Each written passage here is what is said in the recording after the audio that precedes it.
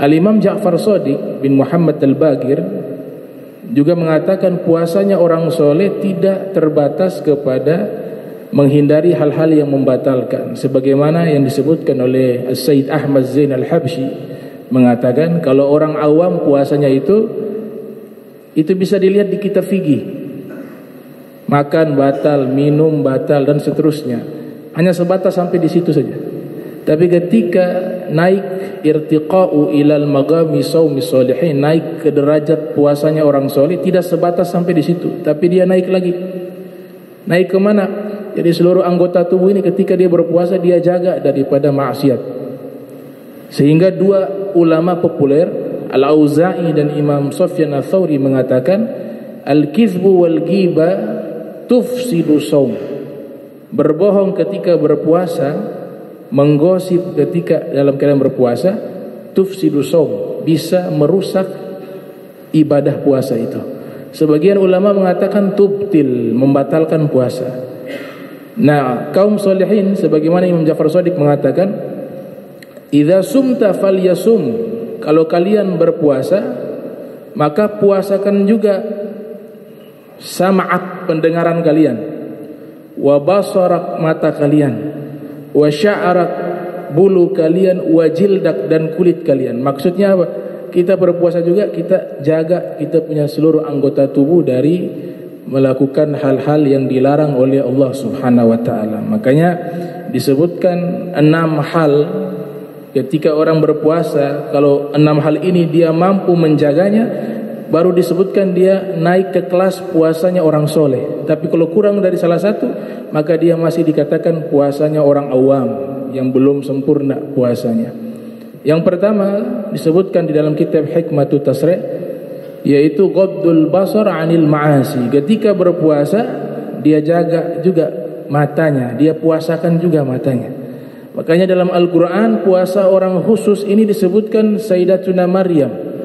Bukan sekedar puasa, makan, minum dia menjaganya, tapi juga berbicara. Itu disebutkan inni nazartu lirrahmani shauman falan ukallimal yawma insiya. Kata Sayyidatuna Maryam, saya nazar kepada Allah, saya puasa tidak berbicara kepada manusia sepanjang hari. Nah, ini maknanya dia ketika berpuasa bukan hanya tidak makan minum, tapi lisannya juga ia jaga. Bukan hanya lisan, tapi mata juga dia jaga. Sehingga Allah Ta'ala sebutkan, qul lil mu'minin yaghuddu min absarihim wa yahfadhu furujahum dzalika azka lahum.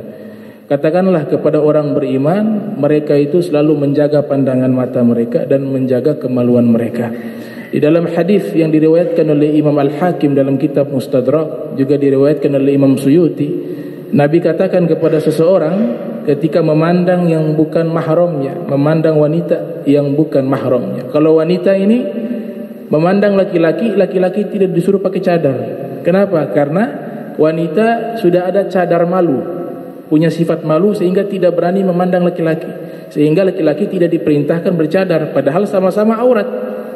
Wanita dengan laki-laki yang bukan mahram saling memandang juga, itu auratnya sama. Tapi kenapa wanita yang disuruh pakai jilbab, pakai kerudung atau pakai cadar, sedangkan laki-laki tidak? Karena wanita itu sudah ditutupi dengan sifat malu. Adapun laki-laki, khuliqal insanu dha'ifa, itu lemah menjaga pandangan mata, sehingga disuruh wanita berjilbab, memakai menutup aurat atau bercadar. Nah, itu disebutkan Rasulullah SAW mengatakan, ya fulan la tudbi nazrata fa inna lakal ula wa laysat laka akhirah. Wahai fulan, pandangan pertama itu tidak mengapa. Jadi kalau pandangan pertama tidak sengaja kita memandang, itu belum dicatat perbuatan dosa. Tapi kalau diikuti dengan pandangan kedua, itulah dosa, kata Rasul sallallahu alaihi wasallam. Di dalam riwayat yang lainnya disebutkan, dalam hadis Rasul mengatakan, an-nazratu, sekali memandang kepada yang haram itu dia dapat sahmun masmumun min sihami iblis, dapat satu panah beracunnya iblis. Faman tarakaha khaufan minallah, siapa yang mampu meninggalkan memandang kepada yang haram, atahullah imanan yajidu halawatahu fi qalbihi. Allah akan berikan keimanan yang dia bisa rasakan manisnya iman tersebut di dalam hatinya. Salah satu caranya yaitu ghaddul basar, menjaga pandangan mata dari hal yang diharamkan oleh Allah Subhanahu wa taala. Ini yang pertama, puasa mempuasakan mata dari hal yang haram. Yang kedua, kafful sam'i, dia menjaga pendengaran, anil ma'asi, dari kemaksiatan. Ada riwayat dari Syekh Az-Zabidi dalam kitab Ithafus Sadatil Muttaqin mengatakan, al-mughtab wal mustami' syarikani fil ithim. Di antara dosa daripada telinga yaitu mendengar orang menggunjing seseorang. Kata Nabi, yang menggosip, yang menggunjing dan yang mendengar, dua-duanya berserikat dalam dosa yang sama. Jadi yang dengar juga berdosa. Nah, ini orang yang berpuasa wajib menjaga telinganya dari hal-hal yang diharamkan oleh Allah Subhanahu wa taala.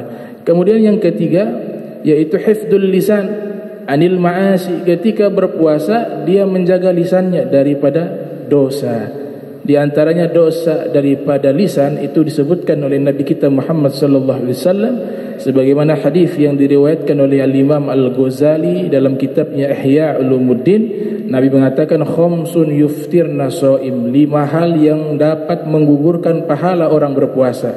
Al-kadzib, berdusta, wal ghiba, menggunjing, wan namima, mengadu domba, wal yaminul kadziba, sumpah palsu, wan nazru bisyahwah, memandang kepada yang haram.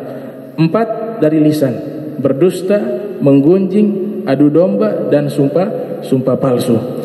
Di dalam kitab Faidul Qadir karya Syekh Al-Imam Al-Munawi meriwayatkan satu hadis dari Nabi sallallahu alaihi wasallam, al-bala'u muwakkalun bil mantiq.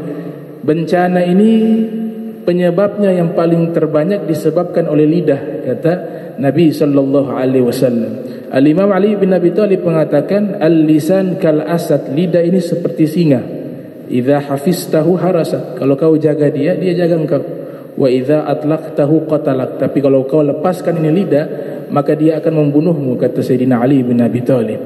Nah, ini yang ketiga. Yang keempat, kaful jawarih anil ma'asi, dia menjaga seluruh anggota tubuhnya dari maksiat selain yang 3 tadi. Karena dominan 3 tadi dosa lisan, dosa mata, dan dosa telinga. Sisanya adalah perut dan lain sebagainya. Sehingga dikatakan di dalam hadis Rasulullah SAW bahwa di antara dosa yang fisik selain mata, telinga dan mulut itu perut. Makna perut adalah makanan yang dimakan adalah makanan yang haram. Dikatakan di dalam kitab Sunan Al-Kubra yang diriwayatkan oleh Imam Baihaqi, Nabi bersabda, kullu lahmin nabata min haram fannaru aulabi. Setiap daging yang tumbuh dari makanan yang haram, maka neraka adalah tempat yang pantas baginya, kata Rasul sallallahu alaihi wasallam, terkecuali dia bertobat. Ya, dia bertobat sebelum meninggal dunia, dia perbaiki kesalahannya itu. Dan kelima, an la yakthur, dia tidak banyak memakan makanan ketika berbuka puasa, waqtal iftar. Karena pendidikan yang ada di Ramadan yaitu kita melawan hawa nafsu. Dorongan-dorongan di dalam jiwa kita memperbanyak makanan, justru itu adalah sesuatu yang makruh di dalam kitab fikih. Sehingga dikatakan wakulu washrabu wala tusrifu. Allah Ta'ala nyatakan dalam Al-Quran, silakan makan, silakan minum, wala tusrifu, tapi jangan berlebihan di dalam makan dan minum, kata Allah Subhanahu wa Ta'ala. Dan yang terakhir, yang keenam adalah ayyakuna qalbuhu, dia jadikan hatinya itu waqtal iftar atau ba'dal iftar bimanzilatir raja wal khauf, bainar raja wal khauf. Ketika selesai berbuka, dalam hatinya harus dia munculkan rasa harap-harap cemas.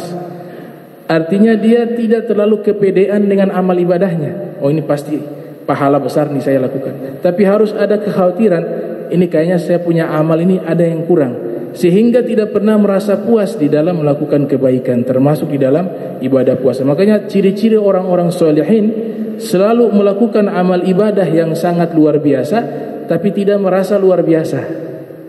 Itu ada khauf, rasa khawatir. Ini belum sempurna, besoknya dia perbaiki lagi dan seterusnya. Dan juga akan terhindar daripada sifat al-ujub, dia bangga terhadap dirinya dan amalnya, atau akan muncul sifat sombong. Tapi ketika orang itu selalu tidak merasa kepedean dengan amal, yang muncul dua sifat yang sangat mulia, yaitu al-khauf war roja, khawatir dan harapan. Khawatir amalan ini ditolak oleh Allah, atau khawatir banyak kekurangan dari amalnya, dan roja ada harapan juga ampunan dari Allah Subhanahu wa taala. Disebutkan oleh para ulama ar-roja wal khauf, sehingga